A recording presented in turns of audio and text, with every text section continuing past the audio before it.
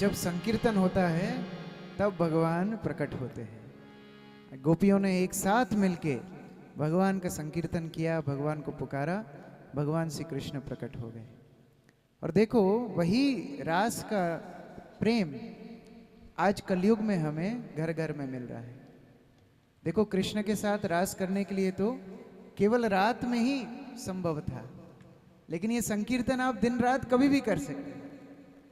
अच्छा, रास में केवल गोपियों का प्रवेश था, जो पुरुष भी थे गोपी बन के गए, जैसे दंडकारण्य के साधु। लेकिन ये रास में जो संकीर्तन है, इसमें पुरुष, महिला, बच्चे, बूढ़े, जवान सब एक साथ भगवान की संगति कर सकते हैं। और जैसे रास में एक एक गोपी के साथ एक एक कृष्ण थे, वैसे ही जब हमारे मुख से हम उच्चारण करते हैं भगवान का नाम, भगवान हमारी जिह्वा पर व्यक्तिगत रूप से आपके कृष्ण आपकी जिह्वा पे प्रकट हो जाते हैं। तो एक बार दोनों हाथ खड़े करके भगवान का नाम लीजिए। हरे कृष्णा हरे कृष्णा हरे कृष्णा हरे कृष्णा कृष्णा कृष्णा कृष्णा कृष्णा हरे हरे हरे हरे हरे राम हरे राम हरे राम हरे राम राम राम राम राम हरे हरे। हरे हरे। भगवान ने सभी भक्तों को संतुष्ट किया। आगे एक दिन भगवान श्री कृष्ण वन में अपने सखाओं के साथ खेल रहे थे, और पास ही में श्रीमती राधा रानी कुछ सखियों के साथ पुष्प चुनने आई। कंस ने एक और असुर को भेजा। विशाल काय बैल का रूप लेकर के असुर आया, नाम है अरिष्टासुर। और इतना भयंकर, जब इसने ब्रज पर आक्रमण लगा करा, मानो इसके खुर के नीचे सारा ब्रजमंडल दब जाएगा। और ऐसे आक्रमण को देख करके सारे ब्रजवासी हाहाकार करने लगे। भगवान श्री कृष्ण ने अरिष्टासुर का वध किया। अब वध तो कर दिया, यहां गोपियां भगवान श्री कृष्ण से बोलने लगी, देखो तुमने गो हत्या फिर से कर दी। पहले मारा था वत्सासुर को, अब दोबारा मार दिया। और पहले बछड़े को मारा, अभी इतने बड़े से बड़े पूरे के पूरे सांड को मार दिया। अब तो तुम्हारे साथ हम कभी भी बात नहीं करेंगे। कृष्ण बोलते हैं, अरे वो असुर था। बोलते नहीं नहीं, अभी आपसे कभी बात नहीं करेंगे। तो कृष्ण बोलते हैं, ठीक है, मैं अभी जाता हूं, मानसी गंगा में स्नान करूंगा और फिर पवित्र हो जाऊंगा। गोपियां बोलती है, देखो एक बार जो अनजाने में गलती करे, उसको एक नदी में नहाने से पश्चाताप संभव है। अब तुमने दोबारा से गलती की है, तो अब तो तुम्हें सारी नदियों में, सारी पवित्र समुद्रों में स्नान करके आना पड़ेगा, तब जाके तुम्हारा ये पाप शोधन होगा। तब तक तुम हमसे बात नहीं कर सकते।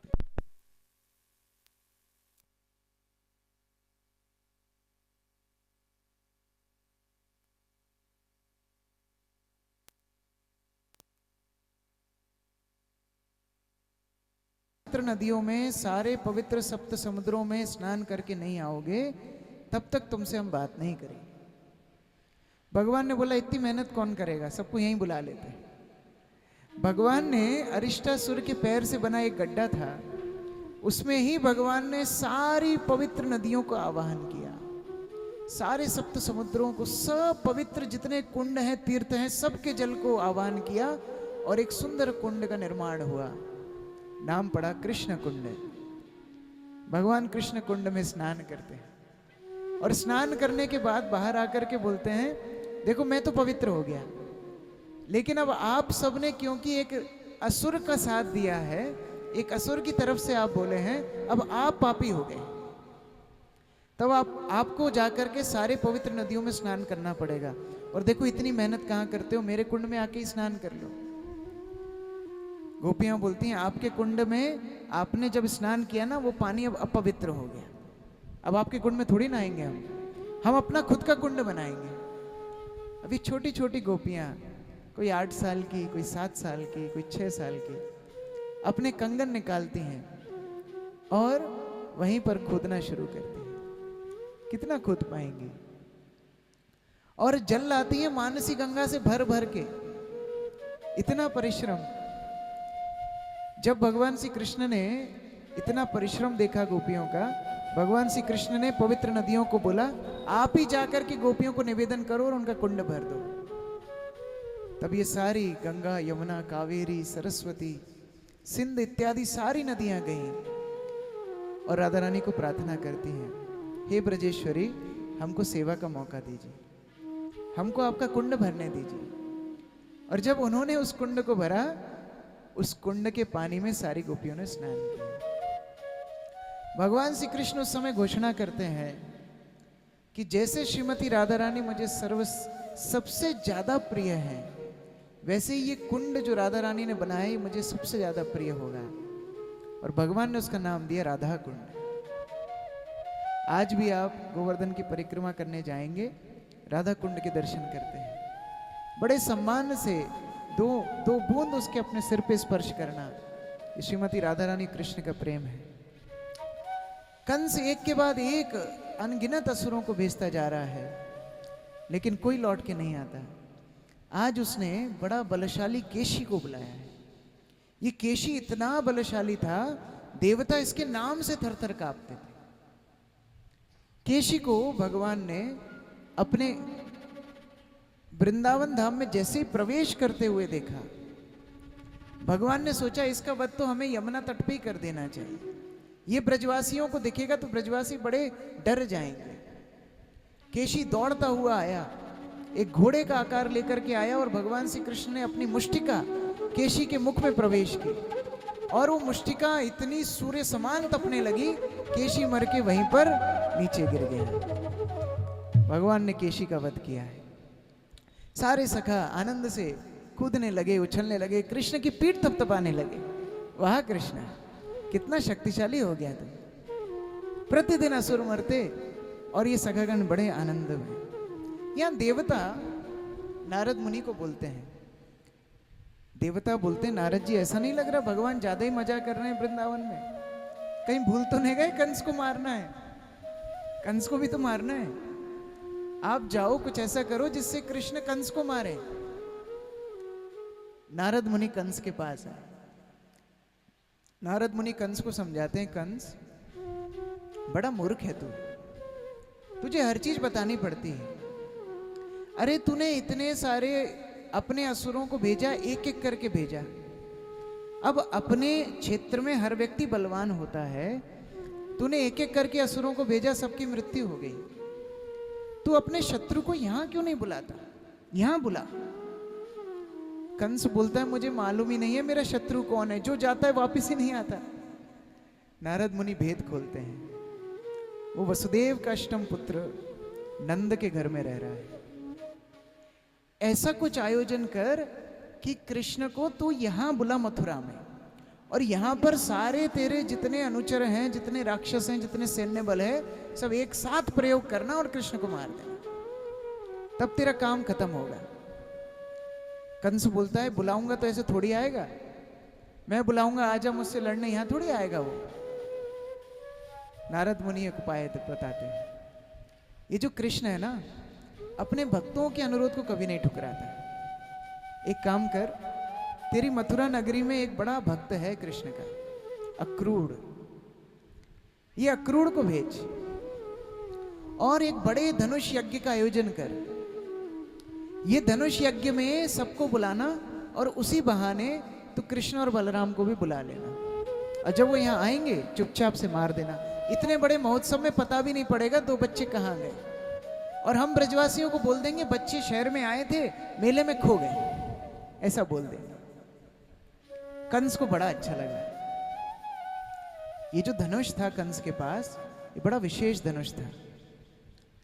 कंस जब भगवान शिव की आराधना कर रहा था तो हिमालय की चोटियों में जाता है और वहां पर भगवान परशुराम से मिलता है।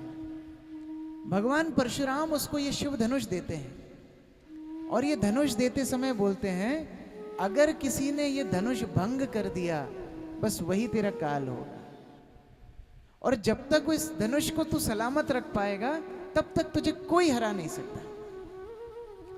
कंस 300 बड़े बड़े हाथियों को उस धनुष को खींचने में लगाता है और बहुत अथक प्रयास के बाद धनुष को मथुरा नगरी में लेके आता है। कभी कभी पूजा करने जाता था, विशेषतः प्रतिदिन ब्राह्मण लोग उस शिव धनुष की पूजा करते। आज बड़ा महोत्सव रखा है कि हम इस धनुष की सामूहिक रूप से पूरी प्रजा के सामने पूजा करेंगे। महोत्सव रखा गया। अक्रूर को कंस ने बुलाया। कंस बोलते हैं, अक्रूर जाओ, मेरे 2 भांजे हैं और इन भांजों को तुम लेकर के आओ ब्रज से मथुरा। अक्रूर मथुरा में रह ही इसलिए रहे थे कि किसी दिन कृष्ण का दर्शन हो जाए। बड़े आनंद में छा गए और जैसे ही जाने लगे कंस बोलते हैं, पता है मैं क्यों बुला रहा हूं? मैं इसलिए बुला रहा हूं क्योंकि कृष्ण और बलराम यहां आएंगे, उनको मैं मार दूंगा। अक्रूर मनी मन हंसने लगे। क्या सूर्य चंद्र को कोई मार सकता है? जो स्वयं मृत्यु के देवता के भी भगवान हो, ऐसे कृष्ण बलराम को कौन मार सकता है? भगवान की महिमा को जानने वाले अक्रूर सोचते हैं, मैं लेके तो आता हूं, देखते हैं कौन किसको मारता है। अपना स्वयं का रथ कंस ने दिया और आज अक्रूर मथुरा से वृंदावन की ओर जा रहे हैं। देखो, ज्यादा दूर नहीं है वृंदावन मथुरा, 10-12 किलोमीटर दूर है। और पहले के रथ जो घोड़ों से चलते थे, वो तो इतनी गति से चलते थे मानो पवन की गति हो, और कंस स्वयं का रथ। लेकिन अक्रूर सुबह निकले ब्रह्म मुहूर्त में मथुरा से और शाम तक वृंदावन नहीं पहुंचे। पूरे रास्ते कृष्ण और बलराम का चिंतन कर रहे हैं। कैसे दिखते होंगे, कितने बड़े हो गए होंगे, जब मैं मिलूंगा तो क्या करूंगा, पहले प्रणाम करूं कि आलिंगन करूं, कहीं मेरे पैर छुएंगे तो मैं कैसे उनको रोकूंगा और क्या वंदना करूंगा, और मैं तो अपने आलिंगन करके क्रंदन करने लगूंगा। पूरे रास्ते विचार करने लगे। ये होती है वृंदावन यात्रा। आप मनी मन भगवान का स्मरण करो, वही वृंदावन है। मनी मन चिंतन करो। अक्रूर आज वृंदावन जा रहे हैं और जैसे ही वृंदावन की सीमा पर पहुंचे, भगवान श्री कृष्ण के पद चिन्ह देखे। अच्छा, भगवान श्री कृष्ण जब चलते थे, उनके पैरों में अलग अलग चिन्ह हैं। जैसे मकर ध्वज है, जैसे चंद्रमा है, जैसे अंकुश है। ये सारे सारे चिन्ह पृथ्वी पे छप जाते थे, रज में छप जाते थे। और ब्रजमंडल की एक भी गाय, एक भी वत्स, एक भी पुरुष, एक भी महिला उसके ऊपर कभी पैर नहीं रखती थी। ये कृष्ण के चिन्ह हैं। तो सारे ब्रज में भगवान के चिन्ह छपे हैं। देखो, देवता जब पृथ्वी पे आते हैं ना, वो पृथ्वी को स्पर्श नहीं करते। उनको लगता है पृथ्वी इतनी गंदी है, इसको स्पर्श क्या करना है। पृथ्वी से ऊपर रहते हैं देवता। लेकिन भगवान जब ब्रज में आते हैं, नंगे पैर ब्रज में दौड़ते हैं। ये ब्रज की महानता है। भगवान श्री कृष्ण के पद चिन्ह देख करके अक्रूर भूमि पे गिर जाते हैं, प्रणाम करते हैं, लोट लगाते हैं।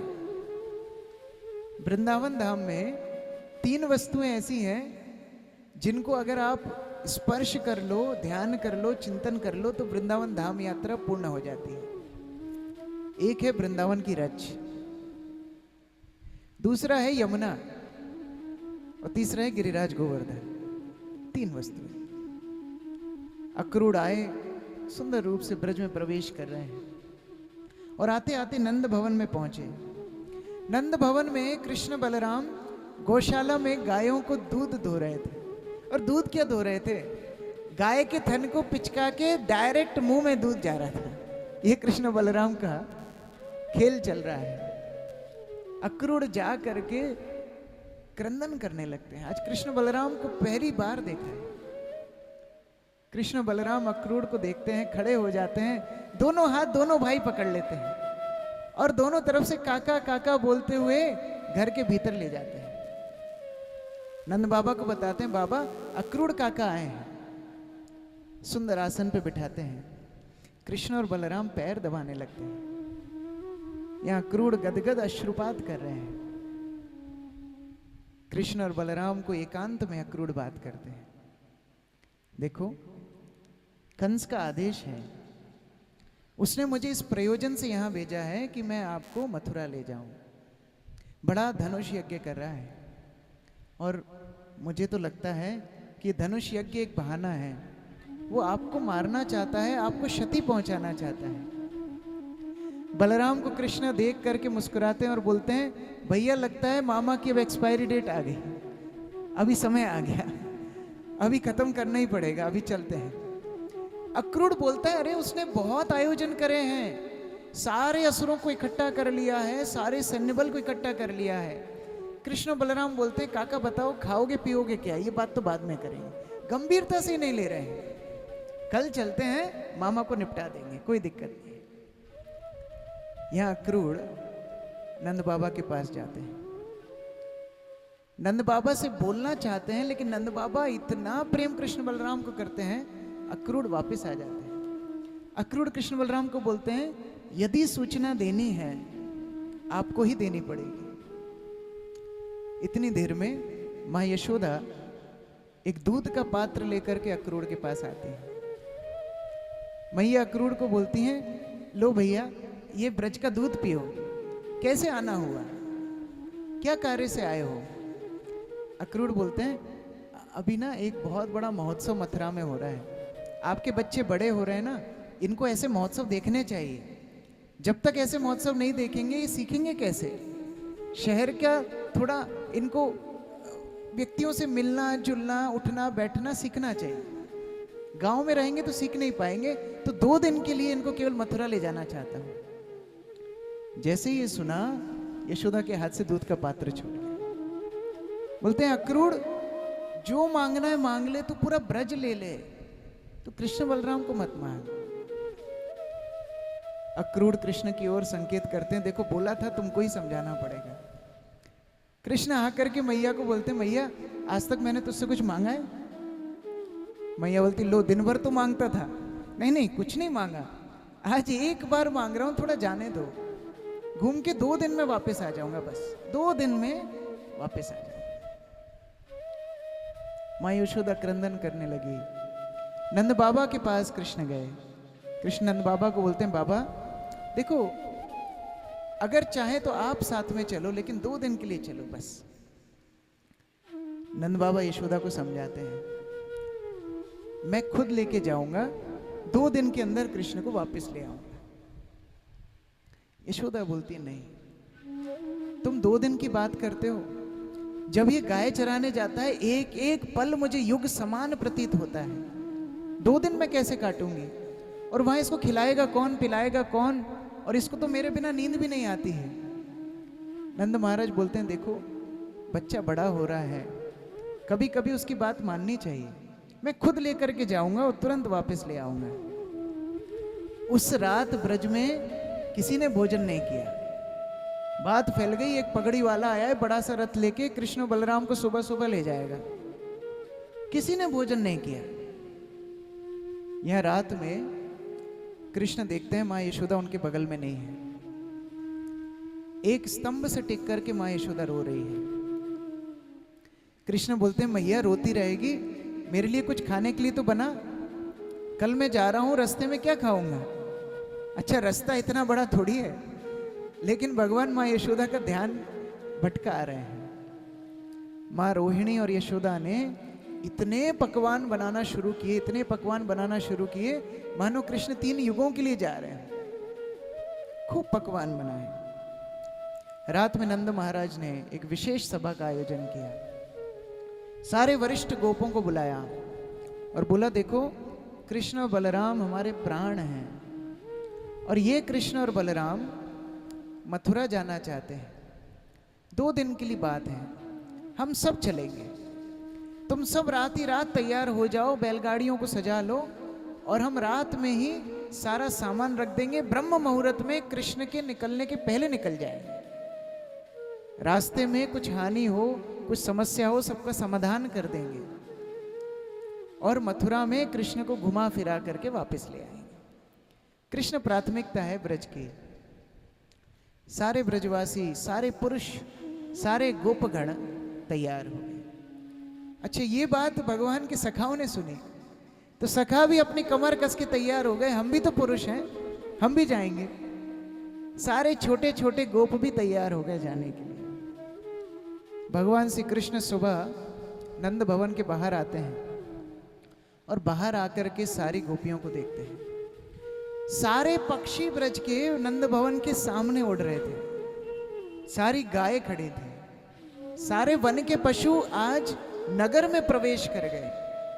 जब भगवान वन से लौटते थे तो ये सारे पशु नंदग्राम की सीमा के बाहर खड़े रहते थे। अगले दिन कृष्ण आते उनके साथ जाते, लेकिन आज सीमा का उल्लंघन करके नंद भवन के सामने सारे पशु आ गए। सब क्रंदन कर रहे हैं, सब रो रहे हैं। भागवत में सुखदेव गोस्वामी बताते हैं कई गोपियों की तो सांस बंद हो गई, कई गोपियां मूर्छित होकर गिर गईं, कई गोपियां तो विधाता को गाली देने लगी, करे विधाता तू कितना क्रूर है, तू पहले लोगों को मिलाता है, इतना प्रेममय संबंध बनाता है और फिर उनको अलग अलग कर देता है। कृष्ण समझा रहे हैं मैं 2 दिन में आ जाऊंगा, 2 दिन में। गोपियां बोलती नहीं, ये 2 दिन हमारे लिए असीमित समय है। और बोलती बोलती अक्रूर की तरफ गोपियों की नजर पड़ी। गोपियां बोलती तेरा नाम ही अक्रूर है, बस तू है तो क्रूर, तेरा नाम ही अक्रूर है, बस इतना क्रूर है। हमारे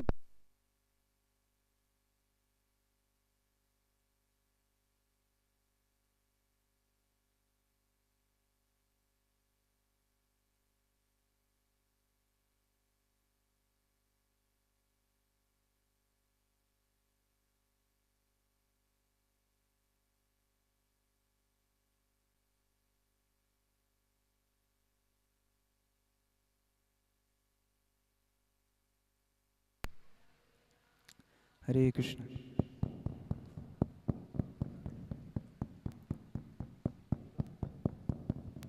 हरे कृष्ण। गोपियों ने विधाता से बोला तू बार बार मिलाता है, बार बार बिछड़ता है, ऐसे ही हमारा माइक भी बार बार मिलाता है, बार बार बिछड़ा देता है। सारी गोपियां क्रंदन कर रही हैं। गोपियां भगवान श्री कृष्ण को एकांत में मिलती थी, लेकिन आज सबके सामने, आज कोई पारिवारिक बंधन में नहीं है, आज किसी का बोध नहीं है, आज जिसको जो बोलना है बोले। गोपियां भगवान के रथ को पकड़ लेती हैं, कुछ गोपियां तो रथ के सामने लेट जाती हैं। माँ यशोदा रोती रोती आती हैं, कृष्ण को आलिंगन करती हैं। माँ यशोदा बोलती हैं कृष्ण आज पता है, आज मुझे बोला कि तू मेरा पुत्र नहीं है, आज मुझे अक्रूर ने बताया कि तू तो देवकी का पुत्र है, मुझे माफ कर देना, मैंने तुझे उखल से बांधा, तो भूल जाना इस बात को। कृष्ण माँ यशोदा को आलिंगन करके बोलते हैं मैं आपको नहीं भूल सकता, मेरी माँ तो आप ही हो, अक्रूर को क्या पता मेरी माँ कौन है, मैं 2 दिन में वापस आ जाऊंगा। ऐसे जैसे सांत्वना दे करके कृष्ण रथ से निकलते हैं। नंद बाबा अक्रूर को बोलते हैं भैया धीरे धीरे रथ चलाना, हम बैलगाड़ी से आ रहे हैं, हम साथ में चलेंगे। अक्रूर मनी मन सोचते हैं ये ब्रजवासी कितने सरल हैं, आज एक अनुरोध पर अपने प्राण कृष्ण को मेरे रथ पे बिठा दिया और खुद बैलगाड़ियों में पीछे पीछे आ रहे हैं। अक्रूर को मनी मन इतना दुख हुआ, कहीं कृष्ण को कुछ हो गया, कहीं कुछ भी अनहित हुआ, मैं ये ब्रजवासियों को कैसे मुख दिखाऊंगा? क्या मैं ही कारण था जिस कारण से कृष्ण और बलराम ब्रज को छोड़ के जा रहे हैं? बड़ा मन में बड़ा खेद होने लगा, दुख होने लगा अक्रूर को। रथ चलाते चलाते वृंदावन की सीमा पे आए। वृंदावन की सीमा पे इतना चिंतन प्रगाढ़ हो गया अक्रूर का, कृष्ण बलराम को बोलते हैं देखो मैं थोड़ा यमुना स्नान करके आता हूं। रथ को यमुना के तट पर खड़ा किया, अक्रूर यमुना स्नान करने गए और जैसे ही यमुना स्नान किया, यमुना में देखा विशाल अनंत शेष, और अनंत शेष के ऊपर भगवान नारायण अवस्थान कर रहे। देख करके विस्मित हो गए और जब एक पलक झपकाई तो वे अनंत शेष और नारायण कृष्ण और बलराम बन गए। फिर देखा अरे मैं तो रथ में बिठा के आया था, ये यमुना में कैसे आ गए? जब अपनी नजर घुमाई, रथ में देखा कृष्ण बलराम वहां बैठे हैं। और फिर वही कृष्ण बलराम नारायण और शेष भी बन गए हैं। अक्रूर दो बातें समझे। एक तो ये समझ गए कि ये साधारण बच्चे नहीं है, मेरा जो शोक खेद है वो बिना अर्थ का है, निरर्थक है, क्योंकि तो साक्षात नारायण है। कंस की क्या मजाल है कि इनको एक खरोंच भी पहुंचा दे। और दूसरा, मैं जिसको ले जा रहा हूं ना, वो तो नारायण और शेष है। कृष्ण बलराम तो वृंदावन छोड़ के कभी जा ही नहीं सकते, मैं तो उनके नारायण स्वरूप को ले जा रहा हूं। अक्रूर रथ को लेकर के आगे पहुंचे। यहां ये नहाने धोने में समय लगा और नंद बाबा सब गोपों को लेके मथुरा की सीमा पहुंच भी गए। और वहां पहुंच करके मथुरा नगरी के बाहर, सीमा के बाहर एक सुंदर आम का बगीचा था। उस आम के बगीचे में बड़े सुंदर तंबू लगाया और सारी की सारी बैलगाड़ियों को एक साथ इकट्ठा किया। सब गोप अपनी अपनी भोजन पोटली लेकर के बैठ गए, लेकिन कोई खा नहीं रहा है।